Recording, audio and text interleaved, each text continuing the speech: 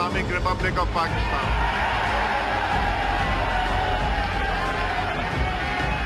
میں 45 دن کے لیے ہوں, 45 گھنٹے کے لیے ہوں. میں ملک کا وزیر اعظم ہوں اور میں کام کر رہا ہوں, میں سیٹ گرم رکھنے نہیں آیا. میں شاہد خاقان عباسی صدق کے دل سے حلف اٹھاتا ہوں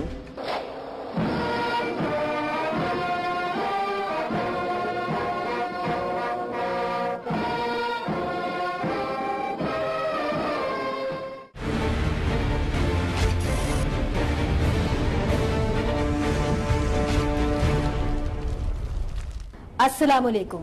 آپ دیکھ رہے ہیں جناب وزیر اعظم پاکستان شاہد خاقان عباسی صاحب کا پہلا ایکسکلوسیو انٹرویو آج ٹی وی سکرینز پر پروگرام سپاٹ لائٹ کے لیے, اور میں ہوں منیز جہانگیر. بہت بہت شکریہ جی ہمیں پہلا ایکسکلوسیو انٹرویو دینے کا. بہت شکریہ جی, آپ سے وعدہ کیا تھا تو پورا ہو گیا. وزیر اعظم صاحب یہ بتائیے کہ ایک ابہام سا ہے کہ کیا آپ 45 دن کے لیے وزیر اعظم ہیں یا کہ اگلے الیکشنز تک عوام آپ کو وزیر اعظم کہے گی؟ دیکھیں, یہ فیصلہ پارٹی کا فیصلہ ہے. میں آپ کے سامنے بیٹھا ہوں, یہ پی ایم ایل این کی پارلیمنٹری پارٹی کا فیصلہ ہے, اور جب تک وہ کہیں گے میں یہاں پر ہوں. اس میں اور جو بھی ہم کر رہے ہیں یہ کنٹینیوٹی ہے. جہاں پر 28 جولائی کو محمد نواز شریف صاحب نے چھوڑا تھا, یہ اس کی کنٹینیوٹی ہے. اور اگر میں جاتا ہوں, نیا پرائم منسٹر آتا ہے, تو یہ اس کی ان پالیسیز کو وہاں بھی کنٹینیو کیا جائے گا. اتنا ابہام کیوں ہے, اتنی انسرٹنٹی کیوں ہے؟ آفٹر آل یہ عوام چاہتی ہے کہ ان کو معلوم پڑے کہ ان کا وزیر اعظم 2018 کے الیکشنز تک کون ہوگا. اتنی انسرٹنٹی کی وجہ کیا ہے؟ دیکھیں وزیر اعظم, آپ نے پہلے بھی یہ سوال کیا تھا مجھ سے جب میں یہ 28 جولائی نہیں آیا تھا, میں نے آپ کو کہا تھا کہ وزیر اعظم کون ہوگا, نام بھی بتایا تھا. تو وزیر اعظم آج بھی محمد نواز شریف صاحب ہی ہیں. یہ ان کی پارٹی, ہمارے پارٹی لیڈر ہیں, یہ ان کی پالیسیز ہیں اور ہم نے ان کو کنٹینیو کرنا ہے. تو جو شخص یہاں بیٹھا ہو وہ امپورٹنٹ نہیں ہے. بیسیکلی یہ جمہوریت کی اسٹرینگتھ ہے کہ ایک ابرپٹ چینج آیا گورنمنٹ کے اندر جمعے والے دن 28 جولائی کو, اور 4 دن کے اندر اندر ڈیموکریسی یا گورنمنٹ جو تھی وہ واپس اپنی جگہ پر موجود تھی. کوئی اس میں پارٹی میں دراڑیں نہیں پڑیں, کوئی امیدوار نہیں تھے وزارت عظمیٰ کے, اور جمعے کو معاملہ ہوا اور ہفتے کو فیصلہ ہو گیا کہ وزیر اعظم کون ہوگا. تو یہ پروسیس انشاءاللہ چلتا رہے گا, اور یہ اسٹرینگتھ ہے ملک کے اندر ڈیموکریٹک پروسیس کی. اور اگر 45 دن کے بعد جناب شہباز شریف صاحب وزیر اعظم کی کرسی پہ آ جائیں تو کیا آپ اپنا عہدہ چھوڑ دیں گے ان کے لیے؟ جی, یہی پالیسیز کنٹینیو کریں گی, اور اگر مجھے وہ چاہیں گے تو میں واپس جو میری پوزیشن تھی پہلے ایز اے منسٹر, میں واپس وہاں پہ موجود ہوں گا. وزیر اعظم صاحب یہ بتائیے کہ پہلے تو ایک بات چیت ہو رہی تھی کہ ایک چھوٹی کابینہ بنے گی, کیا سرائیاں بھی ہو رہی تھیں کہ یہ چھوٹی کابینہ بنے گی, مگر اتنی بڑی کابینہ بنانے کا کوئی آپ کو خاص فائدہ تھا؟ نہیں, ہم نے کبھی نہیں کہا کہ چھوٹی کابینہ ہوگی. پاکستان کی گورنمنٹ میں 43 ڈویژنز ہیں, 43. جی. اور میرا ذاتی تجربہ یہ ہے کہ کوئی وزیر بھی 2 ڈویژنز نہیں چلا سکتا. تو ہر ڈویژن کے لیے کم از کم آپ کو ایک وزیر ہونا ضروری ہے. اس کے علاوہ کچھ ڈویژنز ایسے ہیں جہاں ایک سے زیادہ وزیر کی ضرورت ہوتی ہے, کیونکہ رسپانسبلٹیز کو ڈیوائیڈ کرنا پڑتا ہے. تو اس لحاظ سے چونکہ کانسٹیٹیوشنل لمٹ 49 کی ہے, تو میں تو سمجھتا ہوں 49 بھی کم ہیں. اور کیونکہ اگر آپ نے حکومت صحیح طرح چلانی ہے تو اس لیے مجھے اس میں یہ اکثر یہ کرٹیسزم ہوتا ہے کہ یہ حکومت بڑے وزیر بن گئے ہیں اور یہ ہو گیا ہے وہ ہو گیا ہے. اگر آپ نے حکومت نہ چلانی ہو تو آپ کم وزراء سے گزارا کر سکتے ہیں, لیکن اگر آپ نے حکومت کو چلانا ہے تو کم از کم ہر ڈویژن میں ایک وزیر کا ہونا ضروری ہے کہ وہ ٹھیک طرح اس ڈویژن کے معاملات کو چلا سکے. اور دوسرا, وزیر کی تنخواہ پاکستان میں تقریباً 1.25 لاکھ روپیہ ہے.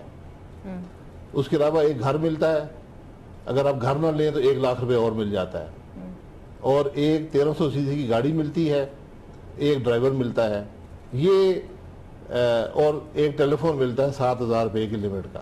یہ مکمل خرچہ ہے پاکستان کے وزیر کا.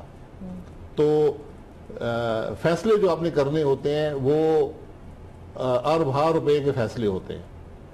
تو ایک وزیر کی تنخواہ بچانے کے لیے اگر اربوں روپے کے فیصلے درست نہ ہوں تو پھر حکومت ٹھیک طرح نہیں چلتی.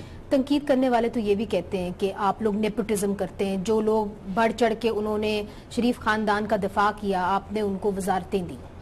دیکھیں, تنقید تو کرنا بڑا آسان کام ہوتا ہے. ہم نے حکومت بھی چلانی ہے, اور سلیکشن وزراء کی پارلیمنٹری پارٹی کے اندر سے ہی ہوتی ہے. آپ باہر سے کوئی شخص نہیں لے سکتے. تو جو لوگ نیشنل اسمبلی میں یا سینٹ کے اندر ہماری پارلیمانی پارٹی, اتحادی جماعتوں کی پارلیمانی پارٹی میں ہوتے ہیں, وزیر وہیں سے بنتے ہیں, اور اس میں مختلف کنسیڈریشن دیکھی جاتی ہیں. اس کے اندر کمپٹنس ہے, اس میں اندر ایکسپیرینس ہے, اس کے اندر پارٹی سے لائلٹی ہے, کنٹریبیوشن ہے. یہ سب چیزیں دیکھ کر وزیر بنایا جاتا ہے. ایم کیو ایم کے ساتھ آپ کی کس قسم کی ڈیل ہوئی ہے؟ چونکہ ہم نے دیکھا کہ جب وزیر اعظم صاحب کا الیکشن ہو رہا تھا تو آخری لمحوں کے اندر انہوں نے اپنے کینڈیڈیٹ کو بٹھا لیا. کہا جاتا ہے کہ کوئی 20 بلین پیکج جو ہے وہ طے پایا ہے, اور آپ جو ان کے دفاتر بند ہوئے تھے ان کو آپ واپس کھول رہے ہیں. تو کیا ہم توقع کر سکتے ہیں کہ یہ ہو جائے گا؟ دیکھیے, ایم کیو ایم نے کی جو سپورٹ تھی یہ کسی سودے بازی کا نتیجہ نہیں تھا. ہم سوائے پی ٹی آئی کے تمام جماعتوں کو ہم نے اپروچ کیا سپورٹ کے لیے, کیونکہ جو بھی امیدوار ہوتا ہے کسی الیکشن میں وہ ہر شخص کو اپروچ کرتا ہے. تو ہم نے اپروچ کیا, ان سے ہماری بات چیت ہوئی, کچھ ان کی ریزرویشنز تھیں, ہم نے ان کو کلیریفائی کیا, اور ہم نے سب سے بڑی وہاں پر جو پریس کانفرنس بھی ہوئی تھی اس میں بات یہی کی تھی کہ ہم نے ان کی شکایات کو, ان کی جو مسائل ہیں ان کو سنا ہے, اور ان کو حل کرنا ہمارا کام ہے, چاہے وہ ووٹ دیں یا نہ دیں. اس بات پر بات ہوئی تھی, اور انہوں نے فیصلہ کیا کہ ہم اپنا کینڈیڈیٹ وڈرا کرتے ہیں اور پی ایم ایل این کے امیدوار کو سپورٹ کریں گے. مگر کراچی کے لوگ یہ جاننا چاہیں گے, چونکہ ان کی ایک پارٹی ہے ایم کیو ایم, کہ کیا ان کے دفاتر کھلیں گے؟ کیا ان کو وہ 20 ملین پیکج ملے گا جس کا ان کو بتایا گیا تھا یا ایک طریقے سے پرومس کیا گیا تھا؟ کراچی کے لیے جو پی ایم ایل این نے کیا ہے شاید کسی اور جماعت نے نہ کیا ہو. ایک لا اینڈ آرڈر کی سچویشن تھی, اس کو ہینڈل کیا گیا. آج الحمدللہ بہت بہتر ہے. ڈیولپمنٹ کے حوالے سے پہلی میس ٹرانزٹ اسکیم وہاں پر پی ایم ایل این کی حکومت نے شروع کی ہے. ایم کیو ایم کے کچھ توقعات ہیں آپ سے, چونکہ ان کی لوکل باڈیز وہاں پہ ہیں, مسائل کو حل کریں گے. یہ ایم کیو ایم کی بات نہیں, یہ کراچی کے عوام کی بات ہے جو پاکستان کا سب سے بڑا شہر ہے. اور میں نے اس دن بھی کہا تھا پریس کانفرنس میں کہ اگر کراچی نہیں چلے گا تو پاکستان بھی نہیں چلے گا. وزیر اعظم صاحب, دوسری طرف سے ہم نے دیکھا ہے کہ عمران خان صاحب انہوں نے بھی آپ کے سامنے ایک مطالبہ رکھا ہے. ہم نے دیکھا ہے کہ کیسے عائشہ گلالے صاحبہ کا جو معاملہ ہے وہ اخلاقیات کی کمیٹی میں چلا گیا ہے. وہ یہ کہتے ہیں کہ کیا وزیر اعظم صاحب جو ہیں وہ عائشہ احد کے معاملے کے اوپر بھی ایک پارلیمنٹری کمیٹی یا اخلاقیات کی کمیٹی میں وہ کہیں گے کہ وہ معاملہ بھی ادھر جائے؟ دیکھیں, میں نے خود اسمبلی میں ایک اس دن جو ایک بڑی ٹینس اور ایک بڑی والیٹائل قسم کی سچویشن تھی, تو میں نے یہ کہا کہ میں 30 سال سے اسمبلی میں آ رہا ہوں, ایسا واقعہ اسمبلی کے اندر پہلے نہیں ہوا کہ ایک اسمبلی کے ممبر نے ایک اور اسمبلی کے ممبر پر ایک الزام لگایا ہے, اور ہمیں ان کے الزام کو بھی سننا ہے, اور ہم نے جن پر الزام لگایا ان کو بھی دفاع کا پورا موقع دینا ہے. کیونکہ یہ معاملہ اسمبلی کے اندر ہے, ایک اسپیشل کمیٹی بنائی جائے جو کہ اسمبلی میں بنتی رہی ہے اس سے پہلے بھی مختلف ایشوز پر, کیونکہ ایسا واقعہ ہوا نہیں ہے تو ایسے ایشو پر نہیں بنی, لیکن ایک پروویژن موجود ہے رولز کے اندر. تو ہم نے کہا آپ ایک کمیٹی بنا دیں اور اس کو یہ, تاکہ اس معاملے کو دیکھ کر یہ معاملہ اسمبلی کے اندر حل ہو, یہ بازاروں کی زینت نہ بنے, یہ ٹاک شوز کی زینت نہ بنے, یہ معاملہ یہیں پر حل ہونا چاہیے. مگر عائشہ احد کا معاملہ تو ٹاک شوز کی زینت بن رہا ہے. میں اگر مجھے اجازت دے دیں تو اس پر تمام ہاؤس نے اتفاق کیا. پی ٹی آئی نے وہ واک آؤٹ کر چکے تھے, انہوں نے پہلے کہا کہ ہم نہیں مانتے, بعد میں کہا کہ ہم مانتے ہیں, جو کہ بہت اچھی بات ہے. اب کنسنسس سے کمیٹی بن گئی ہے. عائشہ احد صاحبہ کو میں نہیں جانتا, نہ مجھے اخباروں میں ہی دیکھا ہے یا سنا ہے کہ کیا معاملہ ہے. وہ ایک اگر کوئی معاملہ ہے ان کے پاس اپنے فورمز موجود ہیں, وہ وہاں پر شکایت کر سکتے ہیں. میں نہیں سمجھتا وہ ہاؤس کا معاملہ ہے. ایک ہاؤس کے ممبر کے بارے میں ضرور بات ہوئی ہے, ورنہ اگر آپ اس قسم کے معاملات کریں گے تو پھر تمام سول کیسز بھی آپ یہاں پر لے آئیں. جو عائشہ گلالے صاحبہ کا معاملہ تھا وہ ہاؤس کی ممبر تھیں, شکایت انہوں نے کی, اور شکایت جس کے خلاف کی وہ ہاؤس سے باہر نہیں تھا, ہاؤس کا ہی ممبر تھا, اس لیے اس کو ایک اسپیشل کمیٹی کے حوالے کیا گیا. وزیر اعظم صاحب, آپ جو 62-63 کا جو مستقبل ہے وہ کہاں دیکھتے ہیں؟ کیونکہ ہم نے دیکھا ہے کہ بہت سارا گن جو ہے وہ پچھلے کچھ دنوں میں اچھلا ہے. کہتے ہیں کہ بہت سارے جو ممبر آف نیشنل اسمبلی ہیں وہ اس کی زد کے اندر آنے لگے ہیں. کیا آپ کی پارٹی میں کوئی سوچ وچار ہے کہ 62-63 کے اوپر ہمیں کوئی ترمیم کرنی چاہیے, یا اس کو جو اس کی شک ہے 62(1)(f) وہ ہمیں ختم کر دینی چاہیے؟ 62-63 کا معاملہ کافی عرصے سے جب بھی آئینی ترمیم ہوتی ہے یہ سامنے آتا ہے کہ اس کو کیسے دیکھا جائے, اور میں یہ سمجھتا ہوں کہ اس بات کی ضرورت ہے کہ ہاؤس اس کو ایگزامن کرے, کیونکہ اس کی امپلیمنٹیشن میں اتنی ایمبیگوٹی, اتنا ابہام ہے کہ اس کو آپ جس طرف موڑ کے مرضی لے جائیں. تو میں سمجھتا ہوں کہ اس معاملے میں کچھ کلیئرٹی آنی چاہیے, اور اکثر ممبران کا بھی یہ خیال ہے. تو اس میں تمام جماعتوں کے درمیان کنسنسس بلڈ کرنے کی ضرورت ہے. میں نے جو دیکھا ہے اوپینین میں کنسنسس دیکھا ہے, لیکن جو امینڈمنٹ ہوگی یا جس کی ضرورت ہے اس کے بارے میں یقیناً تمام جماعتوں کو مل کر بات کرنی چاہیے, اور میں اس میں ان کو اپروچ بھی کروں گا. پیش رفت کریں گے آپ؟ جی, میں اپروچ کروں گا کہ اس کو کلیئر کیا جائے, تاکہ یہ جس طرح استعمال ہونے کی لوگ باتیں کرتے ہیں کہ اگر میں ہاؤس میں بھی کوئی بات کر دوں جو کہ بعد میں صحیح نہ ثابت ہو تو آپ اس کو کہیں جی 62-63 اس پر لاگو ہو گیا ہے, یا کسی شخص نے کوئی اکاؤنٹ ڈکلیئر نہیں کیا, غلطی بھی کلریکل غلطی ہو گئی 62-63 لگ گیا. آپ نے ملک کے وزیر اعظم پہ ایک کمپنی جو ان کے بیٹے کی تھی اس سے جو تنخواہ بنتی تھی ایز اے ڈائریکٹر وہ نہ لینے پہ ان کو ڈسکوالیفائی کر دیا. یہ باتیں کچھ موضوع نہیں ہیں. تو ٹائم فریم ہوگا اس کا کچھ کہ کب آپ اس کے پر ترمیم کریں گے؟ اس پر میں بات کرتا ہوں تمام پارلیمنٹری لیڈر سے, کیونکہ کانسٹیٹیوشن امینڈمنٹ چاہیے ہوگی اور اس میں تمام جماعتیں شامل ہوں تو بہتر ہوگا. تو بہرحال یہ کانسٹیٹیوشن ایک لائیو ڈاکومنٹ ہوتا ہے, وقت کے ساتھ ساتھ وہ ترمیم آتی رہتی ہے, اور اسی اسپرٹ میں اس کو دیکھنا چاہیے. چلتے ایک وقفے کی طرف, اور وقفے کے بعد حاضر ہوتے ہیں. اس وقت ہمارے ساتھ ہیں جناب شاہد خاقان عباسی صاحب, وزیر اعظم پاکستان.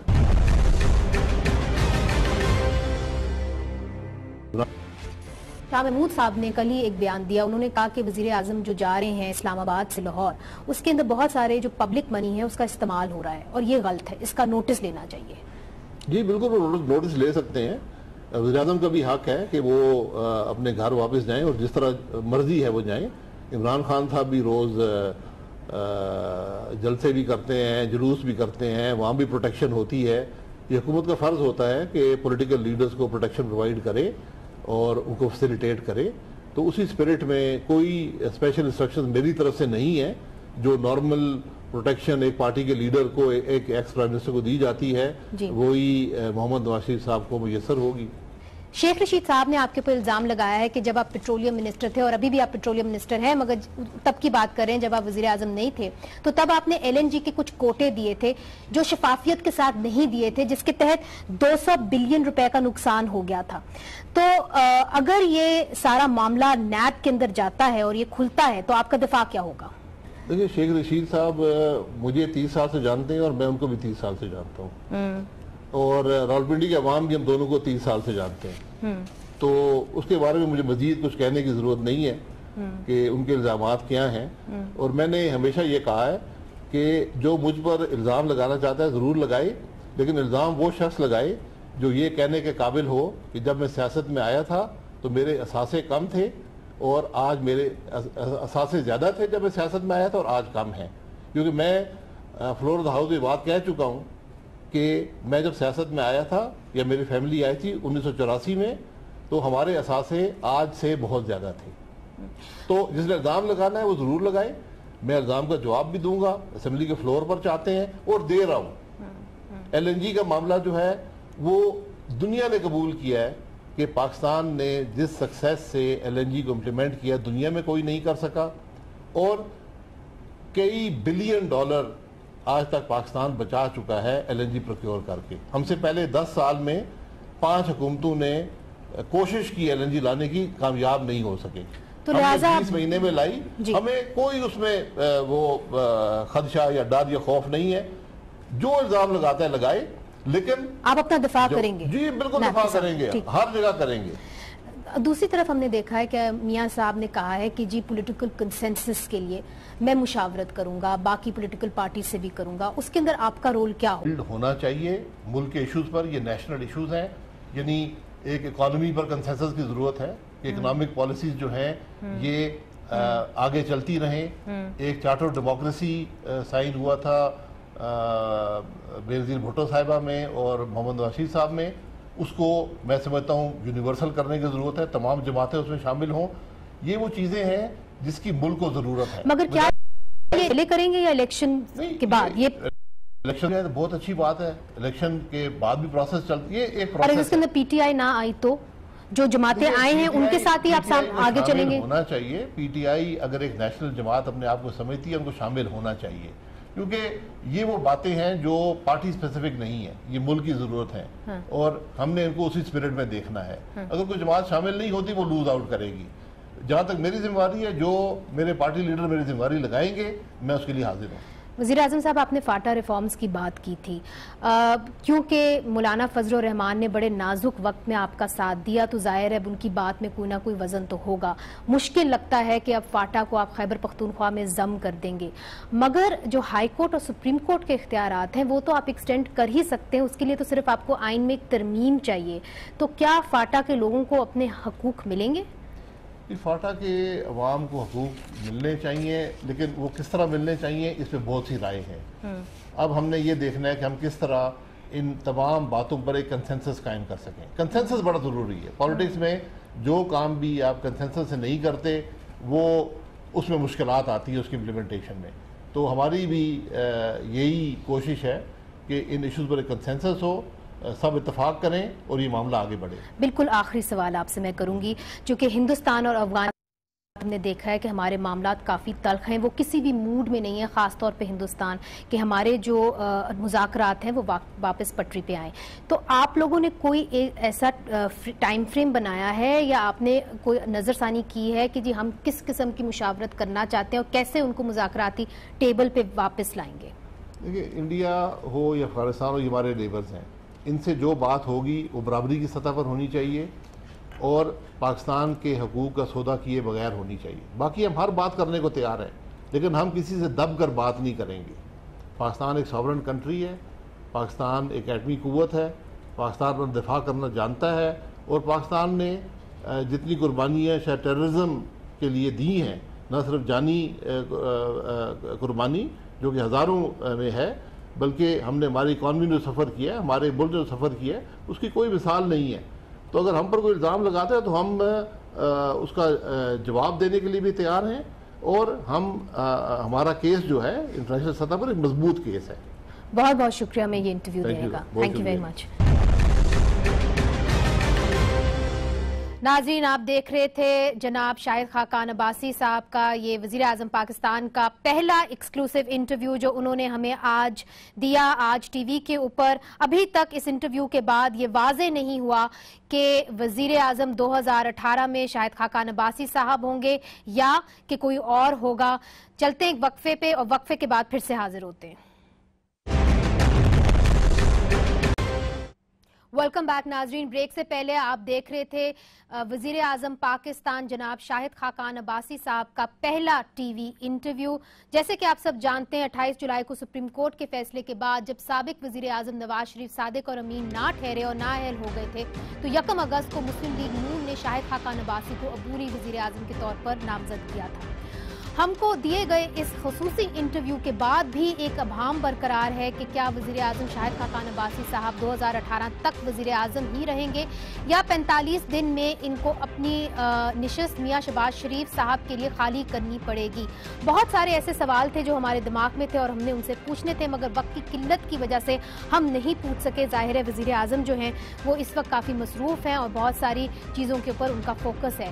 नाज़रीन, अगर ऐसा होता है कि अगर वज़ीर आज़म जो हैं वो शाहिद खाकान अब्बासी साहब शहबाज शरीफ साहब के लिए जगह बनाते हैं, तो मुस्लिम लीग नून में ये सोच पाई जाती है कि पंजाब जो मुस्लिम लीग नून का गढ़ है, वहाँ इनकी जमात के लिए 2018 में मुश्किलात کھڑی ہو سکتی ہیں، چونکہ آپ کو معلوم ہے کہ اگر الیکشن ہونا ہے اور کسی نے الیکشن پاکستان کے اندر جیتنا ہے تو پنجاب کے اندر تو جیتنا ہی ہوگا۔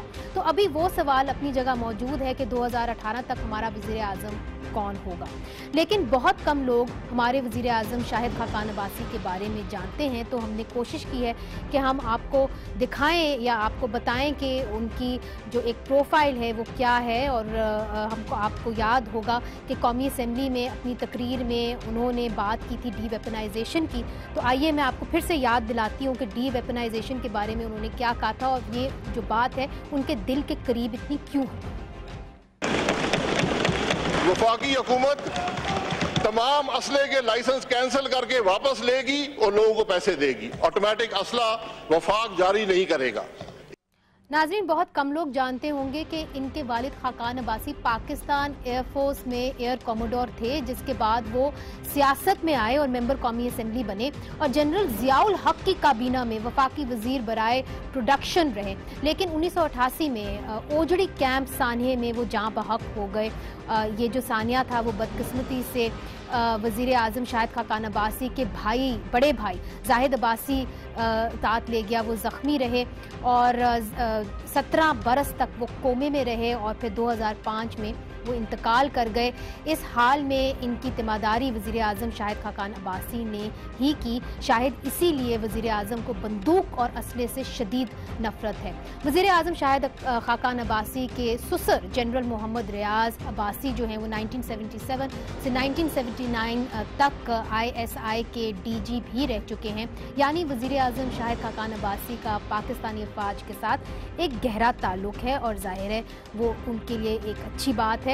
لیکن مسلم لیگ نواز جو ہے وہ ان کو پارٹی کا ایک وفادار جو ہے ممبر مانتی ہے، اور آپ کو یاد ہوگا کہ رواں برس جنوری کے مہینے میں جب قومی اسمبلی میں ایک جھڑپ ہوئی تھی تو تب شاہد خاقان عباسی صاحب جو ہیں وہ بہت برہم ہو گئے تھے۔ سابق وزیر اعظم نواز شریف کو اپوزیشن نے شدید تنقید کا نشانہ بنایا تھا، بہت نعرے بازی ہوئی تھی، اور ہم نے دیکھا تھا کہ کیسے شاہد خاقان عباسی صاحب گتھم گتھا بھی ہو گئے تھے۔ وہ بھی آپ کو دکھاتے ہیں۔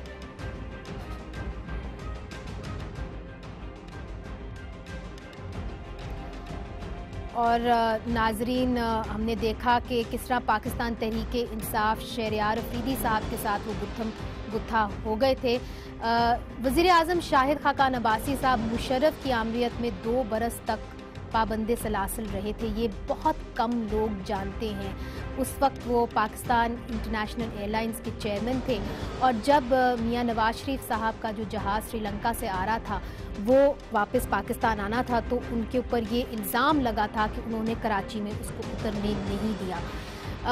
اس وقت مشرف کی حکومت چاہتی تھی کہ وہ وعدہ معاف گواہ بن جائیں اور میاں نواز شریف صاحب کے خلاف بیان دے دیں، مگر جب وہ کورٹ کے اندر سامنے پیش ہوئے تو انہوں نے اسے انکار کر دیا، جس کے نتیجے میں ان کو امپریزمنٹ ہو گئی۔ 2 سال تک وہ جیل کے اندر رہے، اور پھر 2001 میں پھر سے رہا ہوئے۔ تو اسی وجہ سے ان کو ایک لوائلسٹ کی طرح مانا جاتا ہے، اور ان کا جو سیاسی سفر ہے وہ بھی تگڑا رہا ہے۔ اگر آپ اس کے اوپر بھی ایک نظر دورائیں تو زیادہ تر وہ اپنی نشست میں کامیاب رہے ہیں۔ صرف 2002 میں پیپلز پارٹی کے امیدوار غلام مرتضیٰ ستی کے ہاتھوں ان کو شکست ہوئی تھی، تاہم 1988 سے 2013 تک انہوں نے جو بھی الیکشن لڑے ہیں ان میں وہ کامیابی ہی انہوں نے حاصل کی ہے۔ جب پارلیمنٹ کے اندر ان کو نامزد کیا گیا وزیر اعظم اور ان کے لیے ووٹس ڈالے گئے تو انہوں نے کچھ ایشوز جو ہیں وہ ملک کے سامنے رکھے تھے جس کو وہ ترجیح دیں گے۔ کن چیزوں کو وہ ترجیح دیں گے، آئیے دیکھتے ہیں۔ تو ہم نے نان ٹیکس پیئرز کے پیچھے جانا ہے، مشکل کام نہیں ہے، جانا پڑے گا اور ہم نے جانا ہے۔ جو لوگ ٹیکس نہیں دیتے، اپنے لائف سٹائل کو جسٹیفائی نہیں کر سکتے، ان کو ٹیکس دینا پڑے گا۔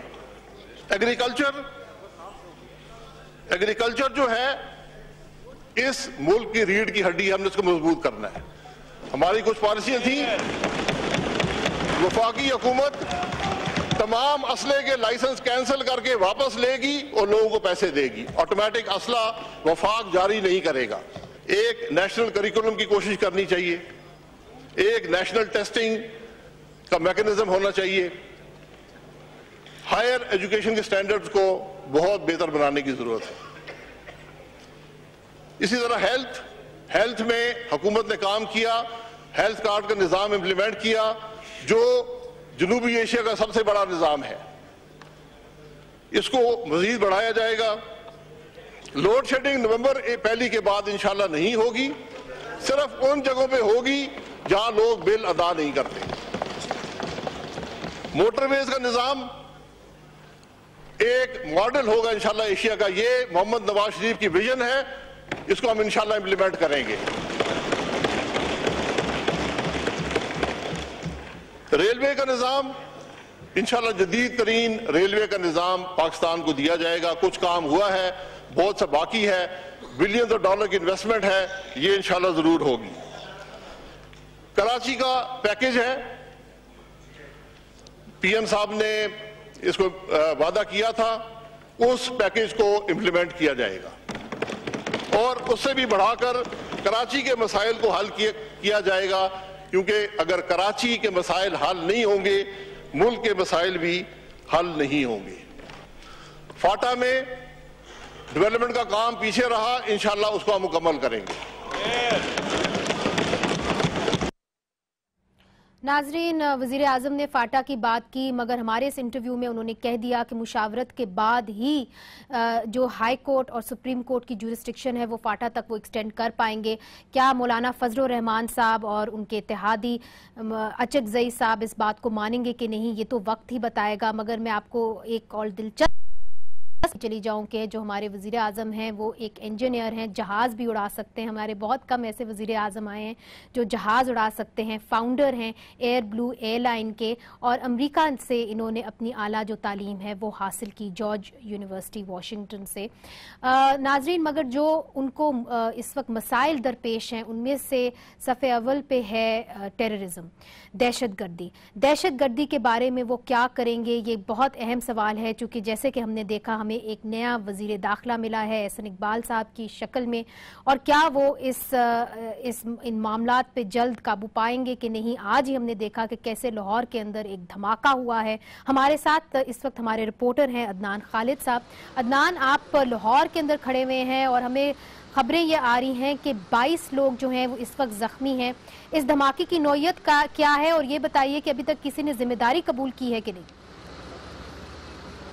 جی 8:52 کے قریب جو ہے یہاں پر ایک دھماکہ ہوا, جس کے نتیجے میں یہاں پر آؤٹ فار روڈ کے اوپر جو دھماکہ ہوا, جس کے نتیجے میں یہاں ہائی ٹینشن وائر جو ہیں وہ ٹوٹ کے روڈ پہ گر گئی. جب اس بارے میں ریسکیو اداروں اور دوسرے اداروں کو کال چلی تو یہاں پر فوراً جو ہے طبی امداد کے لیے آپریشن شروع کیا گیا, جس کے بعد یہاں پر سیکیورٹی ادارے بھی یہاں پر پہنچ گئے. ڈی آئی جی لاہور, اس کے علاوہ D I G operations Lahore, اس کے علاوہ دیگر پولیس افسران جو ہیں وہ یہاں پر پہنچ چکے ہیں. اور جہاں پر یہ دھماکہ ہوا اس کی نوعیت کا ابھی تک اندازہ نہیں لگایا جا سکا, کیونکہ یہ دھماکہ جہاں پر ہوا وہاں ایک گاڑی بلاسٹ ہونے کی وجہ سے یہ دھماکہ ہوا.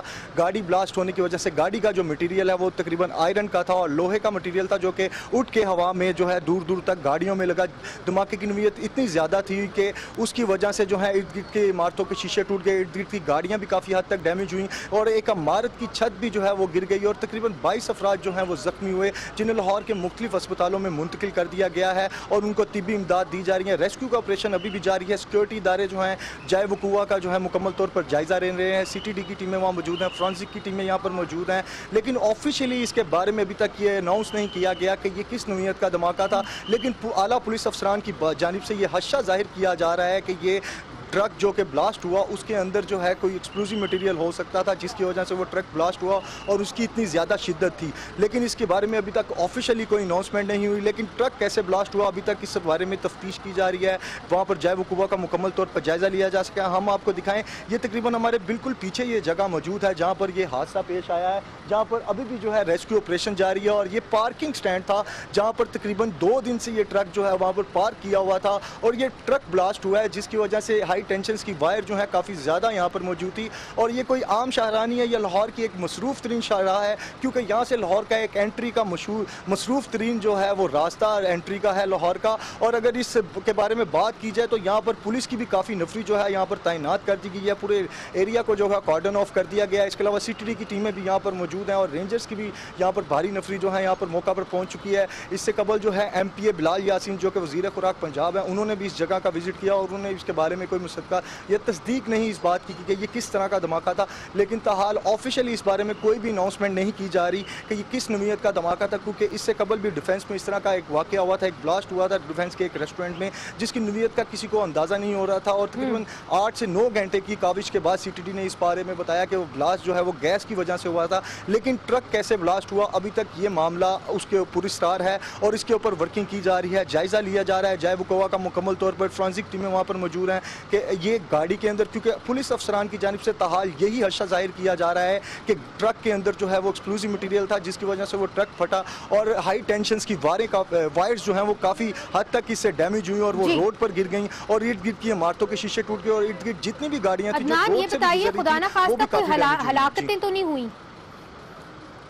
جی تاحال کسی بھی ہلاکت کی جو ہے وہ تصدیق نہیں ہو سکی۔ ہم ہسپتال ذرائع سے بھی ہم نے بات کی، ہم ہسپتال کے ساتھ بھی رابطے میں ہیں، اور اسپتال میں تقریباً میو ہسپتال اور اس کے علاوہ میاں منشی ہسپتال جو یہاں سے تقریباً 1 کلومیٹر کے فاصلے پر موجود ہیں، وہاں پر تقریباً 16 زخمیوں کو وہ جو ہے وہ شفٹ کیا گیا، جبکہ میو ہسپتال لاہور میں 6 زخمیوں کو شفٹ کیا گیا، جہاں پر انہیں طبی امداد دی جا رہی ہے۔ تقریباً 6 جو زخمی ہیں ان کو اب تک ابتدائی طبی امداد کے بعد، جو مائنر زخمی تھے ان کو فوری طور پر وہاں سے جو ہے وہاں سے ان کو ڈسچارج کر دیا گیا ہے۔ عمارت کے اندر ایک بچی اور پوری فیملی موجود تھی، اور اس کے ملبے سے ایک بچی کو بھی نکال کے اسپتال میں منتقل کر دیا گیا۔ عدنان یہ بتائیے، اگر میں آپ کی بات صحیح طرح سمجھی ہوں کہ یہ ٹرک 2 دن سے کھڑا ہوا تھا، تو یہ تو بہت بڑا سیکیورٹی لیپس ہے۔